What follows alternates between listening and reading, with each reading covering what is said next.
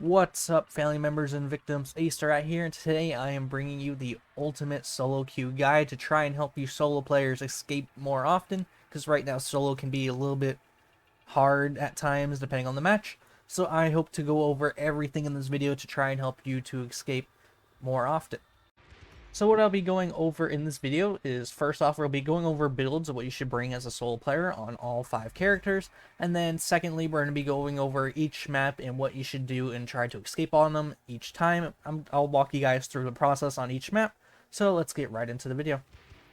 So the first thing I want to go over is builds, because when you get into a game, your build is really important. You want the best build possible built towards a solo player, otherwise you're going to struggle. You can't really mess around as a solo player, because if you mess around too much, you're gonna find yourself dead or a teammate dead, and if one of your teammates die, you're gonna be put at a severe disadvantage. So what I try to do with all my victims is try to play to her strength. Connie's strength is proficiency, which is kind of lockpicking and gathering items quickly. So I maxed that out, did nothing in the strength. I think strength is the worst stat for solo players, and then also stealth is probably the second worst, because your teammates are going to make noise in the beginning a majority of the game, so why put perks and attribute points into stealth when pretty much the only time it's very useful is if you're trying to gather an item but a family member's close so you can't rush it. So that's the only time. It's very situational. I don't like it. So I always put my points into proficiency, toughness, and endurance. This is the best way to put it as a solo player. For Connie's ability, either way you try to take the route to this middle one here is very bad. These don't stack. These don't stack. These don't stack. So you kind of want to like branch them out, but then it just doesn't do anything because this middle path is a waste. So yeah, it's just really bad. This is the best path in my opinion. I know they don't stack. It's just there's nothing else you can really do to counter this. The perk you'll see me use on every single one of my victims is Choose Flight. This perk is very OP. You need to use it. It refills your stamina 3 times when it's fully depleted. Use it, use it, use it. And then the other 2 perks are entirely up for grabs on... It depends on the character. As you can see here, I'll go to perks. I don't have any blue perks unlocked, but if I go to here, I have 5 blue perks that are locked. If I go to another character like Leland, for example, I have 3 perks that I have unlocked and 5 that I have locked. So he has 8 blue perks in total. Connie only has 5. So it is literally impossible to have the same build on all your characters. Also, a thing to note is I have a second loadout that has a bomb squad in it. So whenever I see a hitchhiker in my lobby, I'm just going to switch to my second loadout and counter him with bomb squad, which will allow me to disable his traps without the need of a bone knife, and I can do it a little bit quicker. This will be on my second build, except one person that cannot have it. We'll find out who that person is later in the video. And here is the path I took on Connie. I just went up like this and like that. The only thing you need to know is random perk slots are very annoying. If you see a random perk slot and I have a different thing there, you can go out of your way and get it. Make sure you always have Choose Flight and Bomb Squad. I think the only random perk slot here is on Connie is this. I use Slippery. Slippery is just reliable. I prefer not to use Lucky Lockpicker because it is an RNG chance that it will get you value. And I value consistency over RNG, especially as a solo player. So now you know what I try and base my builds around, trying to make the best solo experience possible for you. Here's all my builds. You already seen Connie's. Here's a look at her skill tree again. If you are interested in her ability too. I went this route. And now we're going to go over to Leland. You can see I did choose a strength perk on him. That is purely because you'll see later in the video, but he does play... He has a very good way to utilize his strength. You'll see. We went right, middle, left. Well, I will be going left when I get it. He does have access to Bomb Squad, which is the anti-hitchhiker perk. These are random perks right here, so you're gonna have to probably respec a few times to get both of them in the same one. This is also random, so you have 2 out of 3 chances to try and get those perks. On her ability, I'm gonna go right, middle, left. she also does have access to Bomb Squad. I did choose Fight. She can do kind of the same thing as Leland. You'll see later in the video. This is the path I took for Anna. And then we're gonna skip Sonny real quick. For Julie, I'm gonna go left, middle, right. We have choose Flight, no cell, stunt double, trying to make her pretty survivable, trying to not die instantly. Here is the path that I took for Julie. And the reason why I skipped Sonny is because he is the unlucky person that cannot get Bomb Squad. So you're gonna have no second perk on him, meaning if you do see a hitchhiker, it's probably in your best interest to switch to a different character.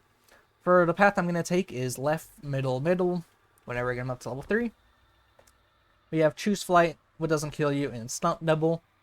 And then the skill tree, what I took for him is like this. Feel free to copy it. So now that you know all my builds and why I tried to base them around, you're going to see like every character has proficiency, so if you need to get through a door, you're going to be able to get through a door on each character, worst comes to worst. So now that you know what they do, let's get into each map and how to approach them every game. So the first map I want to go over is Family House. Real quick, I just want to let you know what you should do during this little basement stage. Is I always rush things because the slower you are, the more harder it is for you to escape. And usually teammates make noise anyway, so I just make as much noise as I can to hurry up and get out of the basement. This is the door you should open in basement storage. In this particular clip, we're going to be going for the fuse box because I think it is the best escape on Family House is the fuse box. You'll see some people camping it. If that's the case, then you can go for another escape, or you can wait it out and see if they move. And you'll see a clip of that here, right here. And he's just camping it. I just kind of wait. I go around. I try to pressure a door. I come back. He's gone. And I just disarm the hitchhiker trap with the perk I told you about. Bomb Squad, I think it was called. And I just turn on the fuse. And that door that I told you to open earlier, I just run down it. And I am free to go. Also, we'll be going over another fuse box escape. Technically, it's the same escape. We're on Family House still. But we're going to go out through the window instead of going down the basement stairs. I just want to show you this in case you ever think you can't get out through the stairs or whatever. You can easily jump out that window, go through this crawl space right here, or run around depending on if it's destroyed or not. And then you jump down the well and you are put pretty much right next to the fuse box door. But in this particular clip, I kind of got unlucky and the Leatherface was already there blocking the door, and I just decided to move on. So if that does happen, just you can go back later or go out through another escape. But you can see right there, there's the door. So the next clip is car battery. You can see here, I lock out the cook, and I should have insta-broke this with my ability, but I didn't. This escape is probably the best on Connie because she's the best lockpicker naturally, and I have 50 proficiency on her. So if you have really good proficiency and you're Connie, might be the best escape other than the fuse box. So you see here, I just instantly break pretty much through this gate, run to the back. I turn off the car battery first. You could do unlock the door quickly. Up to you. Choose Flight, getting a little bit of value there, just help me be a little bit quicker. And that's all there is to it. A really simple escape if no one is chasing you out. Definitely would run this one on Connie if fuse box is taken. I'm going to put this in the video, even though it's an unlikely scenario, is the water valve spawns in the side garden, because there's 3 spawns, so it's only a 3 chance, and I'm playing someone with high strength. This is also the reason why I bring Choose Fight for the extra 5-second stun timer at level 3. You can stun them for an extra 5 seconds if they try to turn off. Make sure to have at least 1 or 2 bone shards.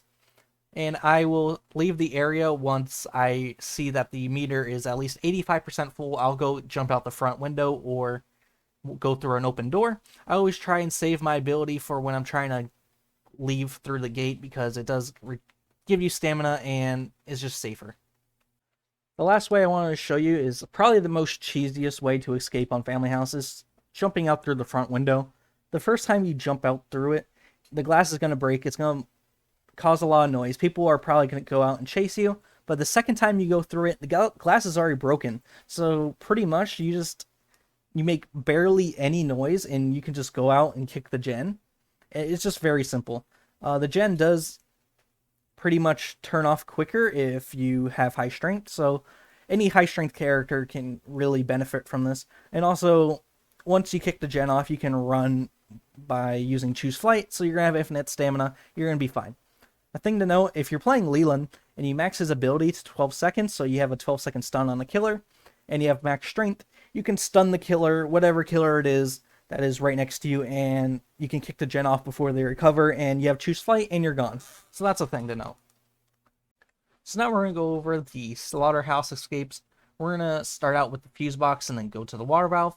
The fuse box is the second best, but in this clip I have right here, I want to show you the door that you should open and what you should bring out. So if you're going to do fuse box, you should come out with at least one lockpick. If you're going for the water valve, you should probably bring a bone knife out of the basement. And then if you're going for, obviously, a car battery, I would bring out 2 lockpicks. But here's the door you should open in Bone Room. You just open this one up every single game, no matter what escape you're going for. Just open up the Bone Room door. And since I'm going for the fuse box in this clip, I'm going to go out, grab myself a nice handy fuse, and then look for the 3 locations for the fuse box.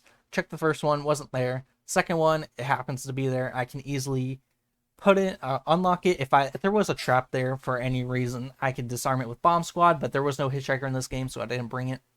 And then easily do that, and since I have choose flight, I can literally just sprint toward the exit. Very, very simple, very good for solo queue.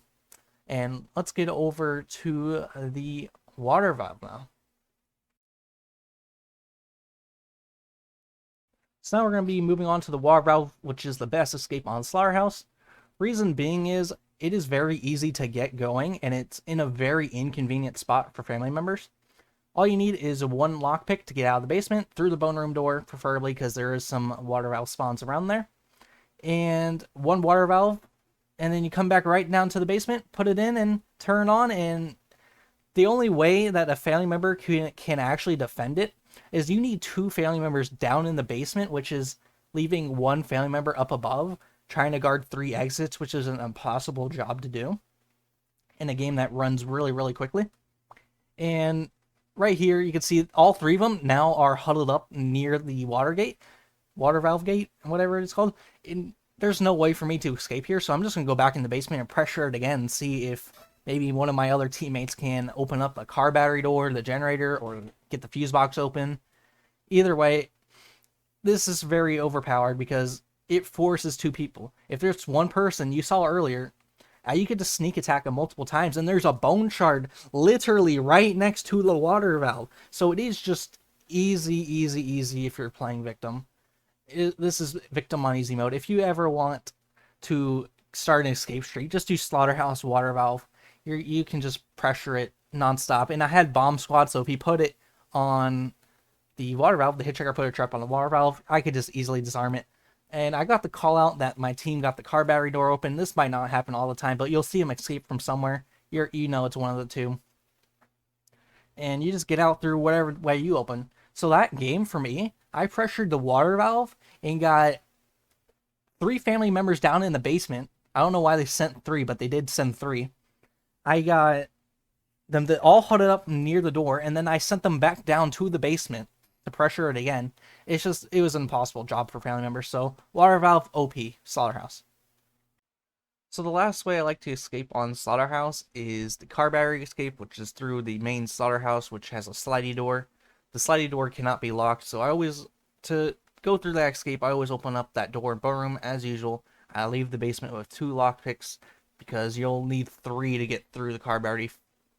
2 doors and then the back gate, and also you need to turn off the car battery. So you see here, we get through the first one. Leatherface does see me, so we'll have to deal with him in a second. There is usually 1 or 2 places to get lockpicks in the Slaughterhouse, so you see one there, and there's another one right here. I'm going to open up the side door because I heard the water valve going, and Leatherface is in the same building as me. Having another escape option is very helpful, so I'm going to replace that lockpick I just lost with another one. And he's still in the building checking both of the back doors, and I'm just going to be a little bit risky and pressure this door right here and get it open. So I hear him coming now, and he's just going to go look for a ghost now. just causing this much pressure, or even if you do get chased out like to a well or something, you have 2 doors open now that cannot be replaced unless it's a cook. But the slidey door can't be replaced, the back one is the only one that can be replaced, and it's just very helpful. I'm helping out my team by distracting a killer and getting progress done, and I'm escaping because of it. So just pressure some things and make sure killers are in a bad position. So now we're on the third map, which is gas station. And I'm going to start by just grabbing 2 lockpicks, because for this escape, I'm going to be going for the fuse box. I would recommending open this door that I'm about to show you for every escape. Maybe not the cheese door. You can open a different one for that, which we'll get into. But mostly, I really love opening this door in house basement, because there is 2 out of 3 chance that the fuse box will spawn in the house. There's also a fuse spawn in the house, so it's just very, very OP. You'll see that later in this video. So I'm just going to open this one up, check if there's the fuse box there, and for this game it is there. So I'm just going to use one of my lockpicks that I got. The other one would have been used to open the door, but Julie got it, so I have an extra spot right now. I unlock the fuse box, I'm going to run out, check the fuse spawn, wasn't there. I run out a little bit further to grab the fuse, and then I see Sissy just completely blind. I put in the fuse, I turn it on, knock down Johnny with my ability. For this clip, Sissy was camping the door, but that's because I had a return on the fuse box as my teammates did before me, and I just wanted the clip to show you that opening that door was valuable. So now we're coming out of the same door. We got a lockpick and a fuse already in like the first couple seconds of the game, really. And I'm just able to unlock the fuse, put it in, and do the little mini game. And now we're going to go a different route. We're going to go take the well. I just want to show you guys this route in case you ever want to use it. Also, there is a spawn for the fuse box, which is very close to this well. That's the third one. And I'm just able to fall down the well. In this scenario, I had my ability, so they couldn't really kill me. And now we're going to head over to the cheese door. This is very cheesy. I don't like this door. I don't think it should be in the game, but you want to open that door right there in the basement and just head over to one of the gates. I prefer the back gate. It doesn't really matter. Any gate that opens is a good gate. So this time I get pressured out. I just jump down the well. I'm starting to go pressure the other gate because there was a trap at the other one, and I forgot to bring bomb squad this game, so I just went for the other gate and make sure I wasn't seen. And then as Connie, you can insta-break a lock, so you know what? I have another lockpick. I just start insta-breaking this door, and it's like they can't do anything. Also, there is at least one toolbox in that area, so if you need an extra lockpick, you can go in that area and grab one. And now for the final escape I'll be showing you today is the water valve. This you might not escape from often, but it's a very good way to pressure. As we talked about a little bit through this video, is pressuring the family members can be very like overpowered. You can see here the water valve is opening, and I can just loop Sissy easily. You're about to see the cook come over here, which is fine. I just will realize that now that there's 2 family members over here, I have no chance of actually getting it. So I'm going to go jump in a well in a second, because I'm out of bone knives and I can't really stop it. We got a lot of progress on it. We're going to head back up through the south tunnel, because the south tunnel leads right to where the water valve is. You'll see here, after I heal myself up a bit, because I did get hit. Also leaving the basement with a bone knife just in case. And right now I can see that Sissy's right there near Grandpa using my ability. Sissy did DC in this one, but you could see I'm just able to instantly turn on the water valve after fighting. And then I had the unfortunate thing of Leatherface was camping the door, but my teammate you'd seen in chat called out the car battery was open, so I'm just gonna nearly die there, but I'm gonna head over to car battery now. But you can see I pressured them enough, and my teammates are able to open things up. It's just crazy. This isn't gonna happen every single game, but they were able to get things open. That's what I hope you learn from this video. It's just pressuring things and knowing what to pressure to cause a lot of chaos, and just helping your team help you escape. So real quickly, I think I need to add a little bit of a looping segment to this video, which I will in a second. But real quick, I think the #1 tip I can give you guys, especially as solo players, is just map knowledge. There's 3 maps in the game, so you're going to have to learn 3 maps. I've been able to learn them in 132 hours. There is visual guides. You can find them. I don't have any. But you can look for them. You can find layouts of all the maps somewhere, if you think that will help you. I just learned from playing the game, and I can safely say I know all 3 maps just by playing the game. And item spawns, that's huge. Knowing where to loop at is huge. So learning all that really comes with game experience, but you can look at a visual map. Also, another thing that I kind of want to put an emphasis on is plan your game if there's a cook in the lobby. Because if there's a cook in the lobby, your car battery escape, your generator escape might be a little bit harder, especially if you're on Family House or gas station. Slaughterhouse is a little bit different. He might close off the generator way. But other than that, you just need to plan your game around cook. Also, if Grandpa starts getting high in level, you definitely want to stab him. Especially for like the first time you get 500 XP, so if you're trying to level, stab him once, get his power level down, get that 500 points. It takes 1 bone shard. You just need to know where he spawns, and that's pretty easy. It's probably like the easiest spawn to learn in the game is all where he spawns. And that's where really all the tips I can give you about that. So before this video ends, I just want to touch on looping a bit. It's pretty simple in this game, even if you're going against a Sissy or Johnny, which can be very scary, even a hitchhiker. It's just very easy to loop. You can see here, I'm in the basement and there's a hitchhiker on me. I'm just able to run around just freely, just keep on going through crawl spaces, spamming the crawl spaces wherever I see, or the holes in the wall. Just knowing where that stuff is will help you loop. And you can see here, oh, he's going to hit me. No, no, no. There's a nice little gap right there. Also, you can see my stamina. I'm trying to not waste a stack of Choose Flight, but that's what Choose Flight is there for. If you ever are in a pinch and you need extra stamina, Choose Flight will help you. So Choose Flight is just so overpowered. You can win chases. You can escape when it probably shouldn't be possible because you need more stamina to run to places. It's just Choose Flight being OP and just being smart with map knowledge. My number 1 rule when looping is if there's 2 family members after you, you just jump in a well or just pray that you don't die. Because if there's 2 family members after you, you just don't win, ever. It's kind of like if you ever played DBD and went against Knight, you just know that once him and his guard is after you, it's kind of like game over almost. So if that ever happens, just jump in a well. But you can see here, even with Sissy and her Poison Cloud, I'm just able to get around to places. And I don't really care about the Poison Cloud. I will gladly run through it in most cases. In this case, I did. The reason being, it just doesn't affect you that much. Especially when you have Choose Fight, you can just keep sprinting. The only time I don't go through the Poison Cloud is if it does damage to me, but I can see my health is not lowering in the bottom right. If it does damage you, that means she has level 3 ability that will let it damage you, but you see here, I'm just abusing the same loop over and over. She cannot catch me. I have Choose Flight. She's going to waste a lot of time doing this. You can see she's already wasted a ton of time. She just leaves me here because she knows she can't catch me. On gas station, there is quite a few of these places that you can just abuse. And if you are kind of seeing like a hitchhiker is vaulting through holes in the wall and cross spaces quickly, he has a perk that allows him to do that. But even if he has that, you can still loop him very easily. That perk doesn't help. I used to be a big advocate of that perk, and it's just not. No, you can still infinite someone. There is a lot of infinites on this map. If there's a good length on both sides, and then you can use it as an infinite, but as soon as there's 2 family members, you need to jump in a well. That's my tip that I hope you take away. 2 family members chasing you, jump in well. That's the end of the video, guys. I really, really hope you've learned something. If you did, make sure to leave a like and subscribe. Real quick before the video ends, I just want to let you guys know that I'm doing a 500 subscriber goal on YouTube.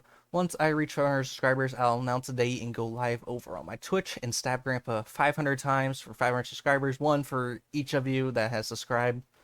Also, if I do get a few more subscribers during the live stream, I'll up it. And I really just hope you learned something. If you did, leave a like, subscribe, and I hope you have a wonderful rest of your day. Peace.